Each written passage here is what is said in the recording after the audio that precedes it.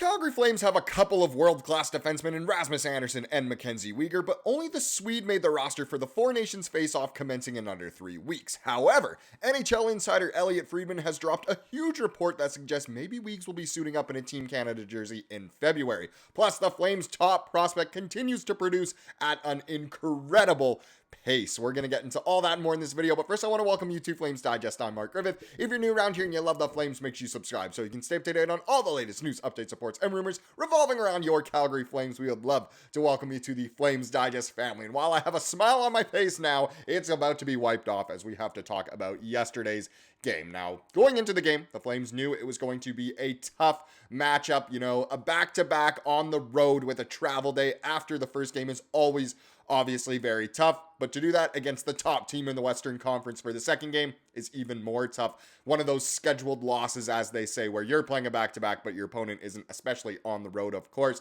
And it kind of went as expected. The Flames lost 5-2. The score is a little bit worse than this game kind of was. You know, the Flames obviously kept it kind of close for a good part of this game, and again, you never want to blame the goaltending, and I'm not blaming Dan Vladar. He, of course, once again got the tough matchup, but that's just kind of how it is when you are now officially the backup. But it would have been nice to have gotten a save at 1 or 2 points in this game. Again, am I blaming Dan Vladar? No, of course I'm not, but at the end of the day, the Flames were probably never expected to win this game, and they didn't. If we take a quick look at the box score, like I said, Dan Vladar, not a good stat line at all. 5 goals against on 27 shots for the 508 goals against average and an 815 save percentage. Not ideal. Were all the goals completely his fault? Of course not. But like I said earlier, at some points you kind of hope for a save every now and then.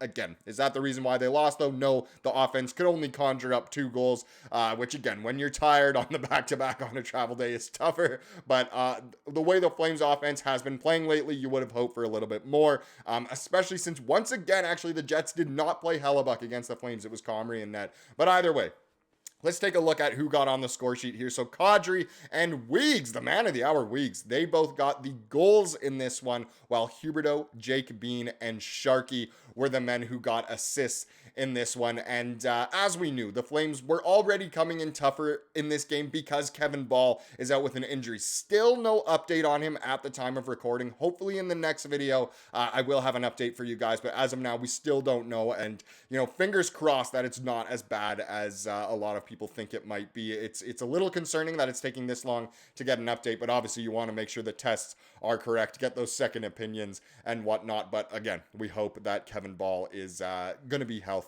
and is feeling okay after that nasty hit over in Minnesota. Now let's get into the juicy bit of this video and talk about Weegs for Canada. And there was a bit of a crazy report yesterday.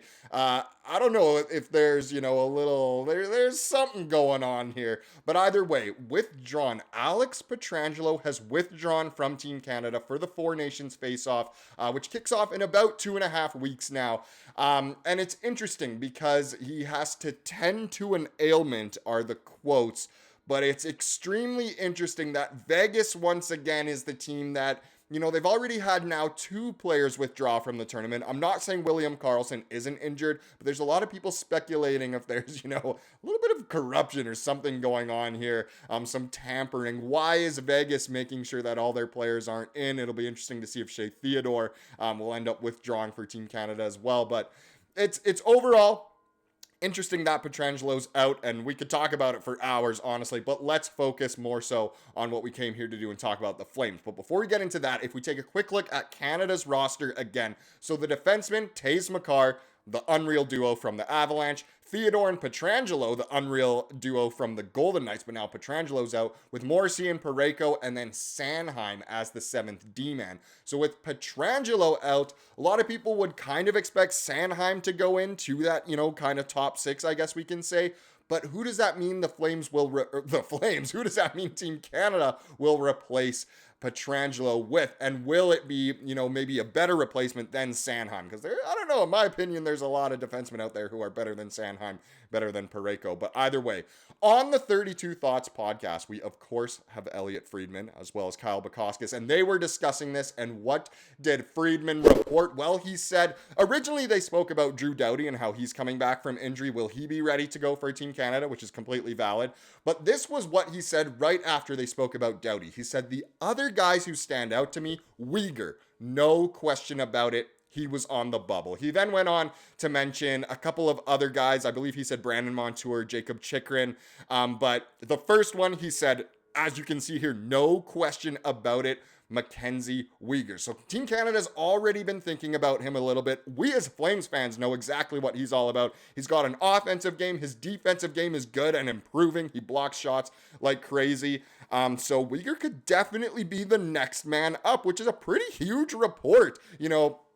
As Flames fans, we really only have Rasmus Andersson to look at for this tournament. And it's pretty cool now that we could have also Weegar, especially obviously since Calgary is located in Canada. The grand majority of Flames fans are Canadian. They would love to see a Calgary Flame on the roster for Team Canada as well. Someone even more to cheer for, which would be fantastic to see. And Friedman, really, it sounded like what he was saying is essentially if Doughty is healthy, pick Doughty, and if not, Weegar. That was the first name he said, which, that's a pretty, get the F-bomb going. He dropped a huge report here that Weegar could be playing for Team Canada, which would be super, super exciting, and I really hope that does happen. Hopefully, in a future video in the not too distant future, we have a little update that Weegar has been named to Team Canada, but we will just have to wait and see. Now let's get into the last little chapter of this video here before the comment of the day and talk about getting hyped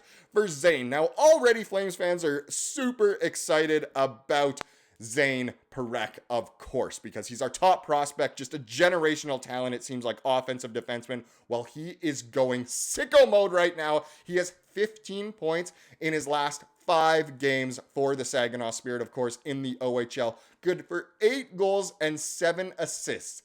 8 goals and 7 assists in 5 games as a defenseman is ludicrous. That's absolutely nuts. So already, if you're not believing in the hype for this kid, oh my goodness, he is playing so well. His stats still aren't quite at the pace they were last year, but they're swiftly catching up to that. It is absolutely crazy to see. If we get into some good comments here from this post from the Reddit, so Straight Plate said, also worth noting, his last game was a hat trick and 4-point night against the Ottawa 67s, coached by Dave Cameron, the same Dave Cameron who coached Team Canada at the World Juniors. Not only coached Team Canada, but was part of the selection process and did not take Parekh twice. Twice didn't take the guy.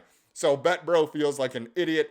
Dave should feel like an idiot. Several reasons, LMAO. It's, again, insane that Parekh wasn't selected to Team Canada for the World Juniors, but he is making Dave Cameron and company look absolutely silly. I mean, Hockey Canada does that enough on their own. But either way, Parekh, I think he's playing, a little grain of salt here. He's really has that chip on his shoulder, and he is proving every reason why he should have been on that team and why he will be an NHL star for years to come. If we quickly take a look at these are the top scoring defensemen in the OHL this year, and look at those couple names at the top there. Henry Muse, Zayne Parekh are the 2 leading scorers in the OHL among defensemen. Now, the one asterisk to that, of course, is that Sam Dickinson is right behind them, and he has played quite a bit fewer games. But either way, to have Muse and Parekh as the top 2 is just insane. Well over a point per game for both, because Muse, 12 goals, 48 assists as well for 60 points, 45 games is crazy. He just got traded away from the 67s, which is kind of nuts. Parekh as well. 21 goals in 39 games as a defenseman is just insane. So is Dickinson's stats of 20 goals and 34. But still, Parekh, get hyped for Parekh. Get hyped for Muse as well, because they are well on their way to becoming absolute stars, and hopefully they will both remain within the franchise. I know a lot of people don't want to trade away guys like Andersson and Weegar. I completely am on board with you. I don't either, but the silver lining if we do trade them away is that we know we have guys like this on the way up. It's just not a bad time to be a Flames fan, especially if you're on board for this bright future ahead of us. Now let's get into the comment of the day, as we love to do here to wrap things up. And this one's a little bit different. I kind of wanted to address something here just because there's been a bunch of comments like this in the past, and I just wanted to fully just come out with it. So Plum Bum said this. He said, "Some guy up in Edmonton is trying to steal your show, bro. He calls it Oilers Digest, and it's totally copying you, no doubt about it." Now, that is not the truth. For all those who don't know, Flames Digest isn't just its own channel. I do not own this channel. I actually work for people who do own the channel. It's called Digest Media. It's a huge network. Chances are your favorite team has a something Digest. Flames Digest just came before Oilers Digest, but still, if you love the Raptors, if you love the Leafs, the Blue Jays, the Habs, they have massive channels, and they've just grown to have so many more. I'm actually hiring for Devils Digest right now, so if you want to be a host like me for the New Jersey Devils, feel free to reach out in any way you can. But yeah, just wanted to say that. It's all part of Digest Media, which is a huge network. I do not own this channel. However, I absolutely love this channel, love the Flames, of course, and in no way is Oilers Digest copying Flames Digest. So I just wanted to address that there. Thank you so much for watching this video. Please subscribe like we saw here today and have a wonderful rest of your day.